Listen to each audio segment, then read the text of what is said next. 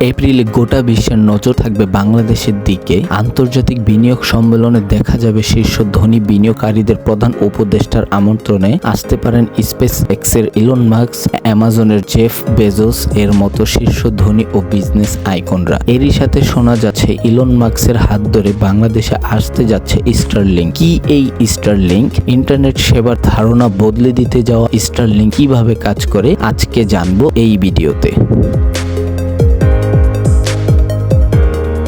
আন্তর্জাতিক বিনিয়োগ সম্মেলন আয়োজনের উদ্যোগ নিয়েছে বাংলাদেশ। আগামী এপ্রিলে রাজধানী ঢাকায় হচ্ছে বৈশ্বিক বিনিয়োগকারীদের জমকালো মিলন মেলা। সম্মেলনে অংশ নেওয়ার সম্ভাবনা রয়েছে বিজনেস আইকন ইলন মাস্কের। বাংলাদেশ বিনিয়োগ উন্নয়ন কর্তৃপক্ষ বা বিডা বিনিয়োগ সম্মেলনটি আয়োজনের মূল দায়িত্বে থাকছে, তবে পুরো সরকার ওই মেগা ইভেন্ট বাস্তবায়নে যুক্ত হবে বলে জানিয়েছেন সংশ্লিষ্টরা। এরই মধ্যে বিভিন্ন মহল থেকে শোনা যাচ্ছে ইলন মাস্কের সাথে তার হাত ধরেই বাংলাদেশে আসতে পারে স্টারলিংক। স্টারলিংক ইন্টারনেট হলো ইলন মাস্ক প্রতিষ্ঠিত স্পেস এক্স কোম্পানির একটি স্যাটেলাইট ভিত্তিক ইন্টারনেট পরিষেবা। এটি পৃথিবীর বিভিন্ন স্থানে উচ্চগতির ইন্টারনেট সরবরাহ করতে ছোট ছোট স্যাটেলাইট ব্যবহার করে। স্টারলিংকের লক্ষ্য প্রধানত এমন এলাকায় ইন্টারনেট পৌঁছানো যেখানে সাধারণত ব্রডব্যান্ড বা মোবাইল ইন্টারনেট নেই বা খুবই ক্ষুদ্র দীর্ঘ, বিশেষত বাংলাদেশের পাহাড়ি দুর্গম এলাকার জন্য এই সেবা খুবই কার্যকর। স্টারলিংক পৃথিবীর চারপাশে নিচু কক্ষপথে বা লো আর্থ অরবিটে হাজার হাজার ছোট স্যাটেলাইট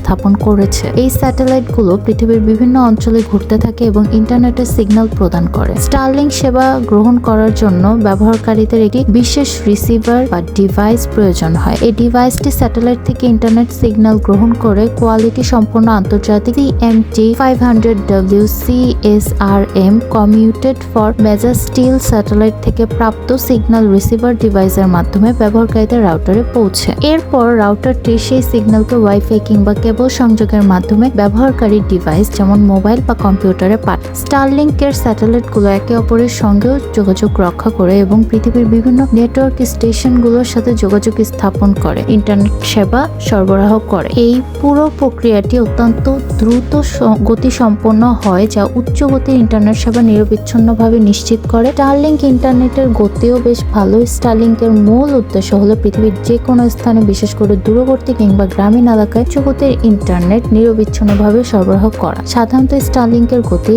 150 Mbps এর মধ্যে থাকে। এর মাধ্যমে সহজেই ভিডিও দেখা, গেম খেলা এবং দ্রুত ডাউনলোড করা যায়, তবে কোথাও কোথাও এর গতি আরো বেশি হতে পারে। 2020 সালে প্রথমবার স্টারলিংক সেবা যুক্তরাজ্যে শুরু হয়। এরপর 2021 সালে যুক্তরাজ্য, কানাডা এবং ইউরোপের বিভিন্ন দেশ এই সেবা চালু করে। 2023 সালে স্টারলিংক আফ্রিকায় প্রবেশ করে, যেখানে নাইজেরিয়া, কেনিয়া এবং রুয়ান্ডার সেবা চালু করে। এছাড়াও জিম্বাবুয়ে, জাম্বিয়া এবং ঘানা সহ আরো কয়েকটি আফ্রিকান দেশেও এই সেবা চালু রয়েছে। সো গাইস, আপনাদের কি মনে হচ্ছে স্টারলিংক সেবা কি বাংলাদেশের ইন্টারনেট ব্যবস্থাকে সুযোগ্য অবস্থানে পৌঁছে দিতে পারবে?